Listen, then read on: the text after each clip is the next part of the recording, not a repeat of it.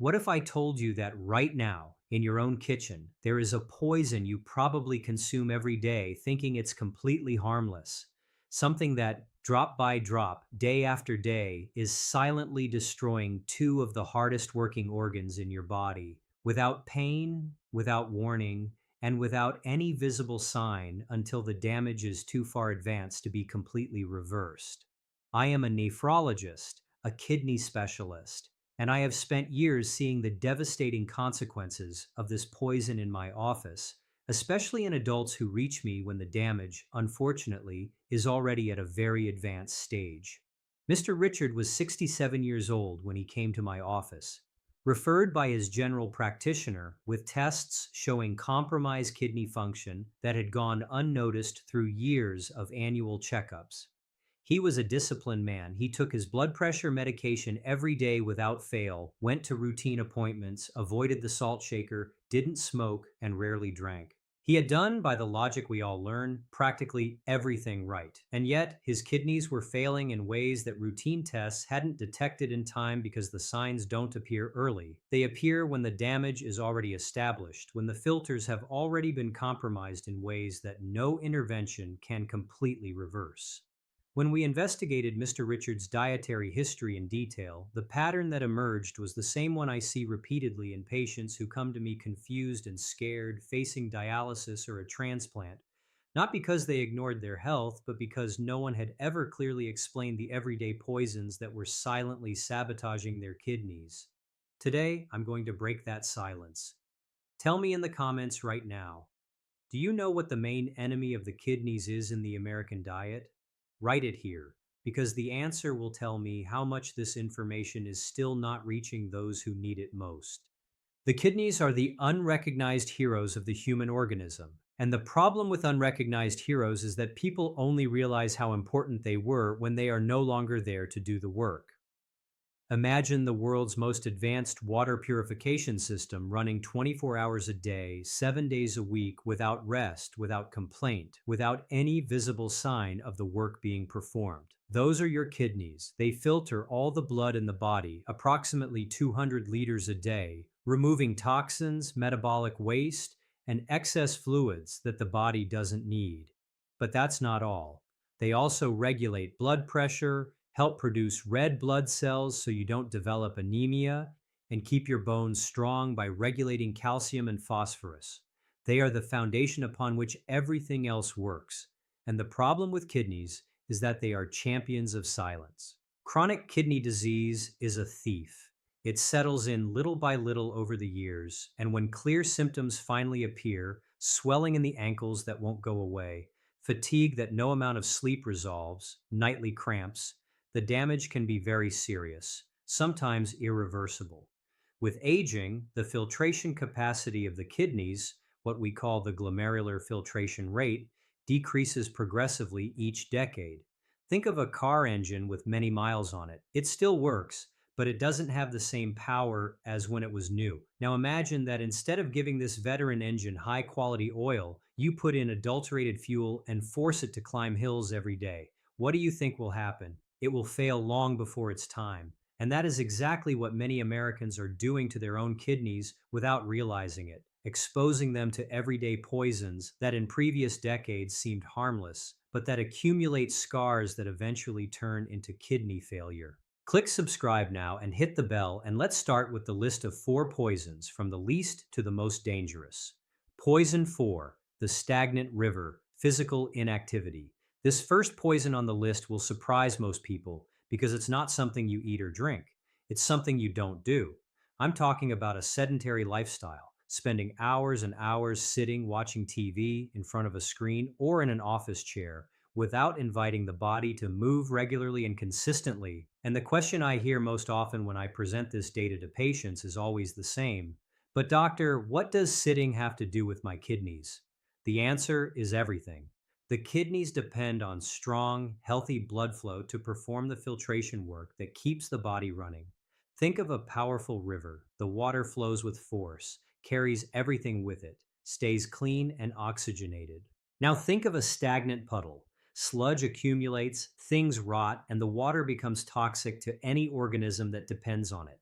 Your circulatory system is that river. When you move, when you walk, your heart pumps harder, and blood circulates vigorously throughout the body, reaching the millions of microscopic filters in your kidneys with the power they need to clean the body optimally. But when you sit for hours, everything slows down. Blood flow becomes lazy like the water in the puddle. And this reduced flow is the perfect entry point for the kidney's worst enemies: obesity, hypertension, and type 2 diabetes, which arrive silently and settle in before any symptoms appear to warn you that something is wrong. Studies published in the Clinical Journal of the American Society of Nephrology documented that adults with prolonged sedentary behavior had a significantly higher risk of developing chronic kidney disease compared to physically active adults, regardless of other risk factors like body weight or blood pressure. The mechanism by which a sedentary lifestyle destroys the kidneys is not direct or immediate. It is indirect, gradual, and for that very reason, much more dangerous, because it happens without any warning sign until the damage is already established at a level that compromises kidney function in a way that is measurable in tests.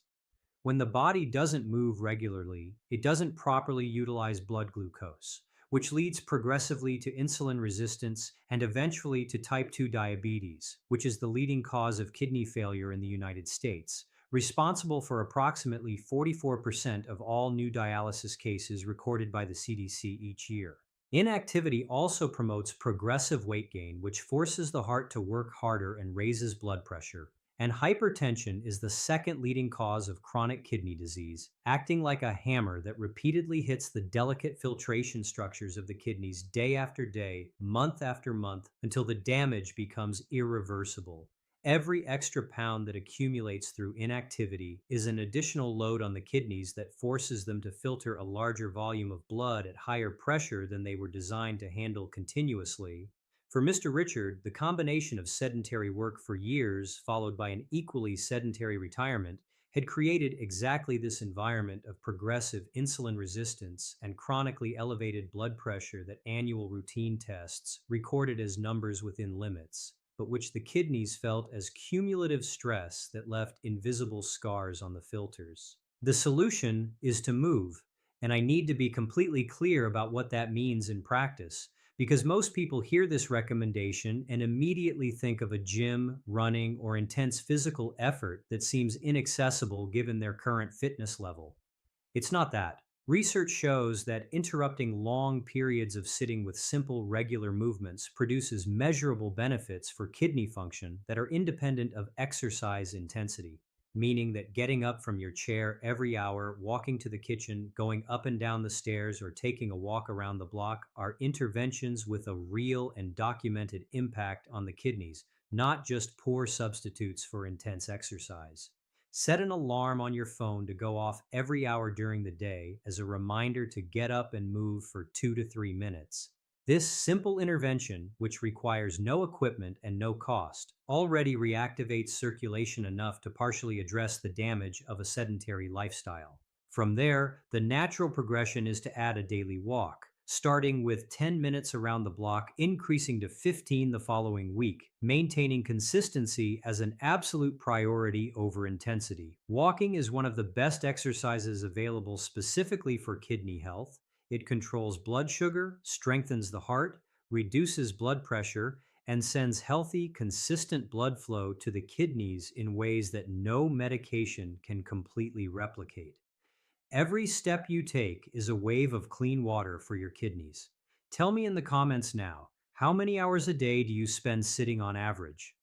Write it here, because that specific number will tell me a lot about the level of kidney risk you are managing without realizing it. Poison 3, the OTC trap, NSAIDs, anti-inflammatories, kidney nephron anatomy, vector illustration diagram scheme. This poison hides in plain sight in practically every American medicine cabinet, and it is exactly this visibility, this familiarity, this feeling that something sold freely in any pharmacy without a prescription cannot really be dangerous that makes it so devastating for the kidneys of so many Americans who arrive at my office without understanding how they got there. I'm talking about non-steroidal anti-inflammatory drugs, the famous NSAIDs, whose names like ibuprofen, naproxen, and diclofenac are as familiar to most American adults as their own children's names. Millions of people use them daily, convinced that because they are sold without a prescription, they are essentially harmless. And this conviction is the great illusion that is silently destroying kidneys in American homes across the country.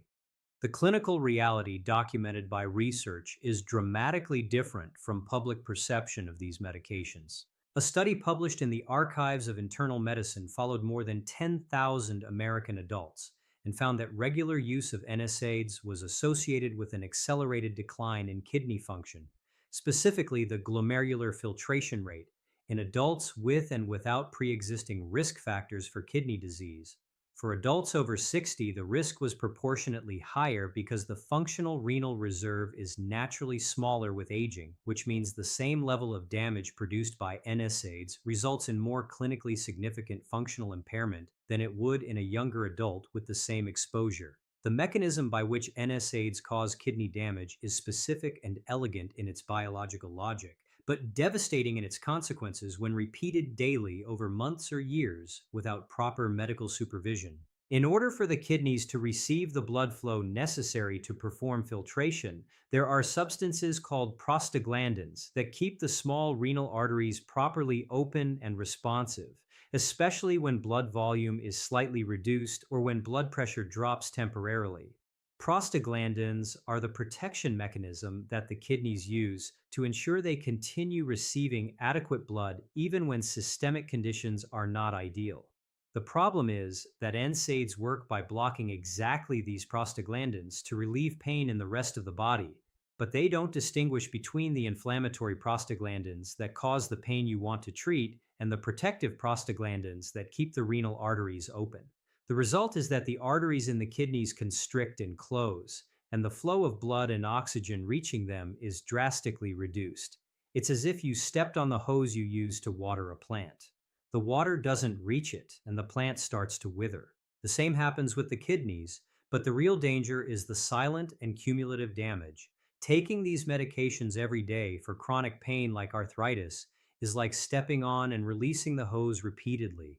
Over time, the filters become damaged, scarred, and progressively stop working.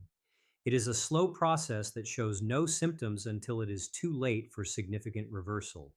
A study published in the New England Journal of Medicine documented that patients using NSAIDs regularly had twice the risk of hospitalization for acute kidney failure compared to non-users, a risk that tripled in patients who also used blood pressure medications or diuretics simultaneously, an extraordinarily common combination among older American adults. The solution is not simply to stop treating pain, because quality of life matters, and ignoring chronic pain is not a responsible medical strategy. The solution is to be smart about how pain is managed and to have an honest conversation with your doctor about the specific kidney risks of your current usage pattern. The first and most important change is to never self-medicate with NSAIDs chronically without medical supervision. If the pain lasts more than a few days, the solution is not to keep taking pills. It is to investigate the cause with a health professional instead of silencing the alarm without finding out where the fire is.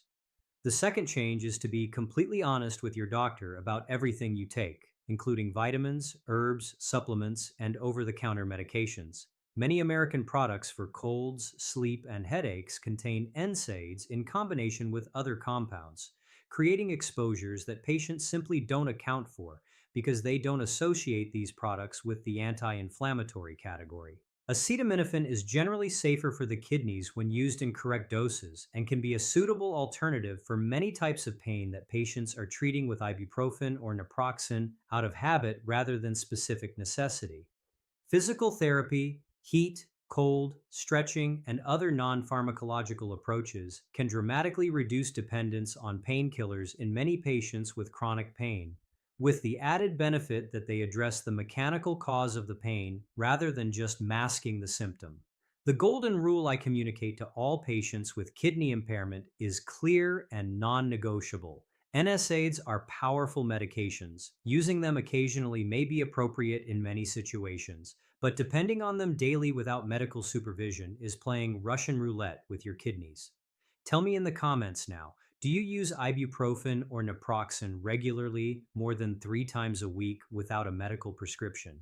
Write it here because this specific pattern is one of the most common and most silently destructive to kidney function that I see in American patients.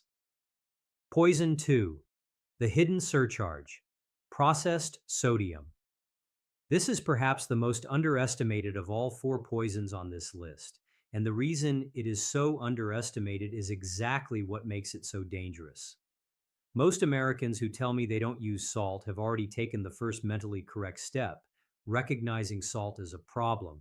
But they stopped in the wrong place, thinking the salt shaker on the table is the main source of sodium in the American diet, when in reality it represents less than 25% of the total sodium that most American adults consume daily. The rest, more than 75%, is hidden in processed foods in ways that most people simply don't see because they are not looking in the right places and because the American food industry has no incentive to make this data visually obvious on packaging. It's in the sliced bread you buy thinking it's a neutral and healthy food. It's in the processed meats most Americans eat for breakfast. It's in cheeses, canned soups, pre-made sauces, frozen meals, in practically everything that comes packaged and processed, in concentrations that often exceed 40 to 50% of the daily recommendation in a single serving of a product that doesn't even have a salty taste perceptible to the palate. The National Institutes of Health estimates that the average American consumes approximately 3,400 microliters of sodium per day, nearly 50% above the 2,300 microliter limit recommended for healthy adults, and more than double the 1,500 microliter limit recommended for adults with hypertension or established kidney disease. For Mr. Richard, who had eliminated the salt shaker from the table convinced he had solved the salt problem, the detailed food investigation revealed a daily sodium intake that consistently exceeded 3,000 gigawar, coming almost entirely from processed foods he had never associated with the sodium problem because they didn't have an obvious salty flavor. The mechanism by which excess sodium destroys the kidneys operates through a path that goes through blood pressure. And here the connection is so direct and so documented that the American Heart Association describes it as one of the best established cause and effect relationships in all of cardiovascular and renal medicine. When the body receives more sodium than it can efficiently eliminate, it retains fluids to dilute the excess, making you thirstier, signaling the kidneys not to release water, and increasing the volume of blood circulating through the arteries. This additional volume of blood raises the pressure inside the vessels in ways that the heart and blood vessels eventually adapt to, but which the kidneys simply were not designed to support chronically. The renal filters, the glomeruli, are an extraordinarily delicate network of microscopic vessels that perform the work of filtering the blood. Imagine trying to clean silk fabric with a fire hose at maximum pressure. You would destroy it in minutes. That is exactly what hypertension caused by excess sodium does to the renal glomeruli.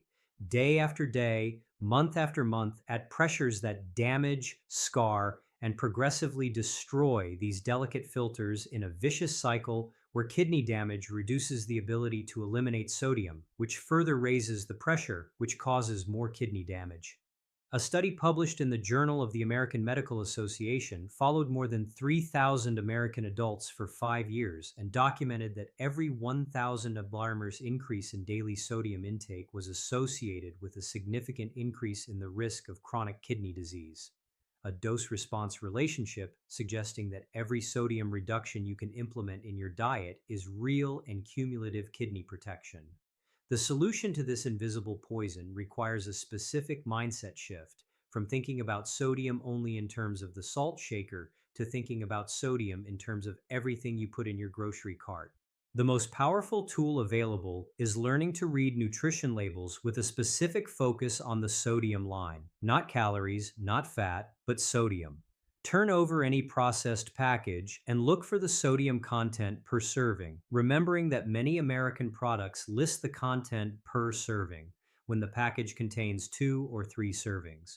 You will be surprised by the sodium present in products that don't have a perceptible salty taste, Some American breakfast cereals contain more sodium per serving than a serving of French fries.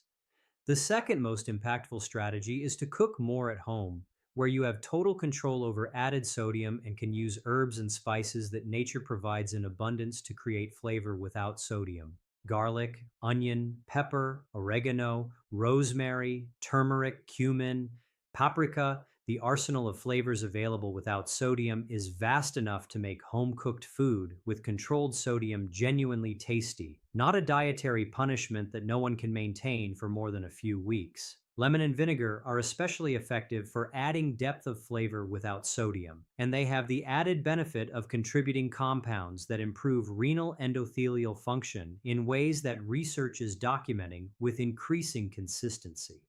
For canned vegetables, which are a convenient and nutritious source of fiber and micronutrients, rinsing the contents under running water for 30 seconds removes a significant proportion of the added sodium from the canning process without compromising the food's nutritional value.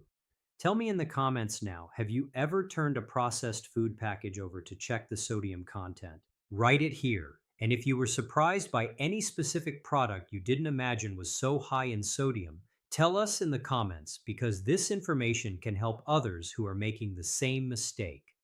Poison 1. The total assault, refined sugar and flour. We have reached number 1, and I need you to understand from the start why I call this poison a total assault and not simply another risk factor on the list. The three previous poisons, inactivity, anti inflammatories, and salt, each attack the kidneys through one main pathway. Sugar and refined flour attack through four simultaneous and coordinated fronts in ways that amplify each other, creating a biological environment of progressive kidney destruction that renal medicine considers the most devastating available in the modern American diet. It's not a rare chemical substance or an obscure industrial additive. It's something we associate with celebrations, rewards, affection, the birthday cake, Sunday dessert, white breakfast bread, the pastas that define American culinary comfort. And it is exactly this positive association, this genuine pleasure these substances produce, that makes them so difficult to address clinically and so devastating for the kidneys of so many Americans who arrive at my office without understanding how they got there. Sugar and refined flour, which the body converts into glucose almost as fast as pure sugar, do not launch a single attack. They launch a massive and coordinated attack that operates simultaneously through four distinct mechanisms, each serious enough to represent an independent kidney risk factor, and all operating together in ways that enhance each other in a cycle of destruction that can lead from the standard American diet to dialysis in a much shorter time frame than most people imagine. The CDC estimates that approximately 37 million Americans have diabetes, with another 96 million in a state of prediabetes, and that diabetes is responsible for 44% of all new kidney failure cases requiring dialysis in the United States each year. It's not the second cause, it's not the third, it is the first, with a margin that separates it from all other causes in a clinically significant way. The first front of attack is the direct path to diabetes, and here the mechanism is clear enough and documented enough that anyone who fully understands it will never look at a soda or an industrial dessert the same way again. When you consume sugar or refined flour, they trigger a tsunami of glucose in the bloodstream at a speed and magnitude the body was simply not designed to manage repeatedly and chronically. The pancreas goes into overdrive, releasing insulin to control the glycemic spike. If this happens every day, at every meal, at every snack, in every sugary drink, the cells progressively become less responsive to the insulin signal, developing what we call insulin resistance. The pancreas tries to compensate by producing even more insulin, but eventually, the compensation capacity is exhausted and blood sugar remains chronically elevated. This is how type 2 diabetes begins, not as a sudden event, but as a gradual progression that usually takes years before producing clear symptoms. And once blood sugar remains chronically elevated, the damage to the kidneys is specific and devastating. Glucose literally caramelizes the kidney filters through a process called glycation, making them stiff, thickened, and progressively unable to perform filtration work. This process has a clinical name, diabetic nephropathy, and it is the fastest route available in modern medicine to dialysis. A study published in the New England Journal of Medicine documented that adults with poorly controlled type 2 diabetes had a 25 times higher risk of developing kidney failure compared to adults without diabetes, a magnitude of risk that is unparalleled by any other single kidney risk factor documented in scientific literature. The second front of attack is hypertension. And here, most people are genuinely surprised because the dominant narrative about blood pressure and diet has always placed salt as the main dietary villain.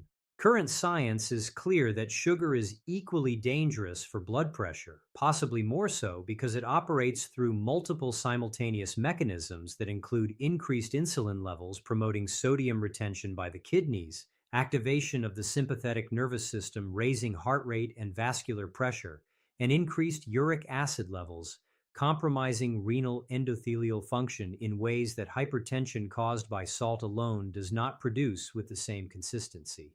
The third front is chronic systemic inflammation. Sugar is literally fuel for the low-grade inflammation that damages the inside of all the body's arteries, including the microscopic renal arteries that are the filters we are trying to protect. Research published in the Journal of the American Society of Nephrology documented that systemic inflammation markers were independent predictors of kidney function decline in American adults, and that added sugar consumption was consistently associated with higher levels of these markers. The fourth front is obesity and fatty liver, excess sugar that the body doesn't burn, as energy is progressively converted into fat that accumulates, causing obesity that overloads the kidneys with a larger volume of blood to filter at higher pressures, and fatty liver that disrupts the entire metabolism in ways that have a direct impact on kidney function through pathways that research is mapping with increasing precision. The solution starts with understanding that sugar has dozens of names on American labels: high fructose corn syrup, dextrose, sucrose, maltose, rice syrup, fruit juice concentrate, all disguises for the same poison. Eliminating the most obvious sources first, soda, industrial juices, sweetened teas, energy drinks, is the change with the highest proportional impact available, because a single can of soda can contain more than 10 teaspoons of sugar. Replacing white flour with real whole grains, real whole wheat bread, brown rice, rolled oats introduces fiber that slows glucose absorption and protects the pancreas and kidneys from the glycemic tsunami that refined flours produce.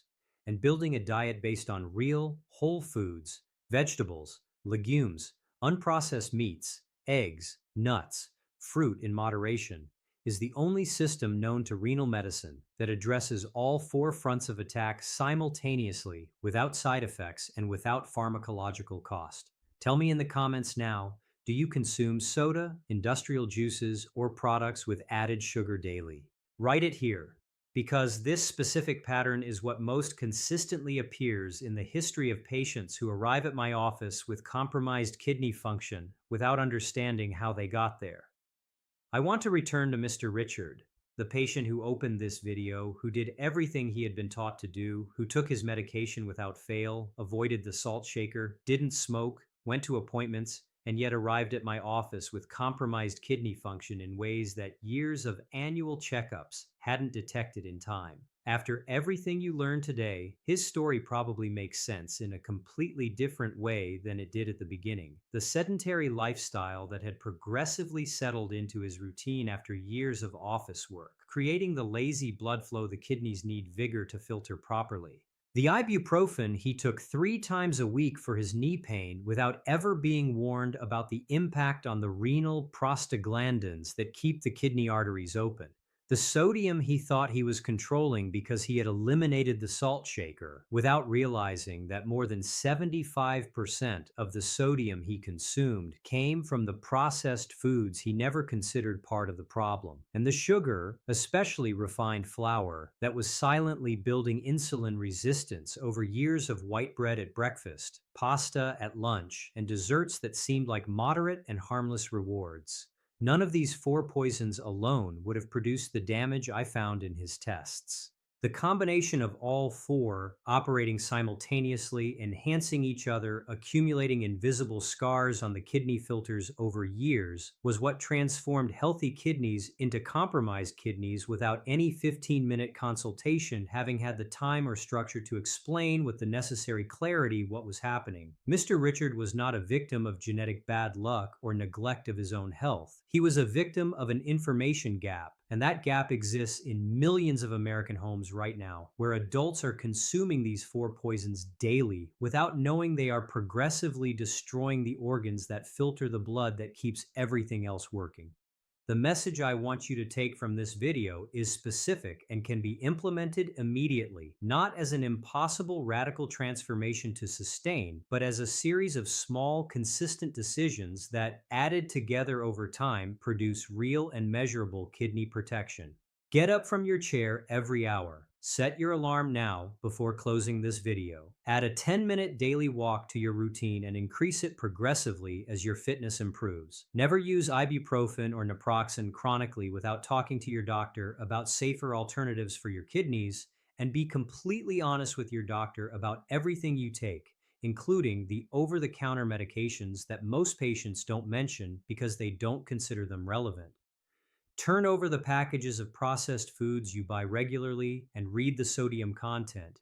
You will be surprised by what you find in products you never associated with the sodium problem. And start progressively eliminating the most obvious sources of added sugar from your diet, starting with soda and industrial juices, which are the source with the highest proportional impact and can be replaced with water with lemon, hibiscus water, or ginger water without any real sacrifice of pleasure or flavor. The kidneys have no voice. They don't send alerts when they are suffering. They don't produce pain when being damaged. They work silently for you every second of every day, filtering the blood that keeps every cell in your body functioning, without ever asking for anything in return except not to be poisoned by the four agents we discussed today. Repay this silent work with the conscious decisions it deserves, starting today, starting with the smallest change you can sustain. Because a small, consistent change is infinitely more valuable than a radical transformation abandoned in the first week. Now, I genuinely want to hear from you. 3 questions to answer in the comments right now. First, of the 4 poisons we discussed today, physical inactivity, over-the-counter anti-inflammatories, hidden salt in processed foods, and sugar with refined flour, which one surprised you the most? Which one had you never associated with kidney damage before watching this video? Tell me, because your answer will tell me what still needs to be communicated with more clarity to reach the people who need this information most before the damage is irreversible. Second, which of the changes we discussed will you implement today? Not tomorrow, not next week, today. And what specifically will you do differently at your next meal or for the rest of this day? Write it here and make me responsible for having given you the information you will use, because the public commitment you record in this comment is the first real step toward the change that may appear in your next kidney function tests. And third, where are you watching from? City, state, country. I am always genuinely impressed by the diversity of places people come to this channel from. And this information helps me understand the community we are building here and what needs to be deepened in future videos. If this video was valuable to you, if it finally explained something you were doing without knowing the risk it represented for the organs that filter your blood every day, share it now with someone you love. A family member who takes ibuprofen every day for chronic pain without knowing what it's doing to their kidneys. A friend who controls the salt shaker but has never read the sodium label on a processed food. Someone who consumes soda daily thinking the only problem is sugar for weight and not knowing it is also a direct attack on kidney function. Press the like button. It helps this channel reach more Americans who need this information. Click subscribe now and hit the bell so you don't miss any content like this. And to continue on this journey of kidney protection, be sure to watch our next video, where I will reveal the 5 signs that kidneys send when they are suffering, and that most Americans ignore for years before receiving a diagnosis that could have been prevented with this information. Take care of your kidneys. They take care of you every second of every day without asking for anything in return. Give them the care they deserve. It starts today. It starts now.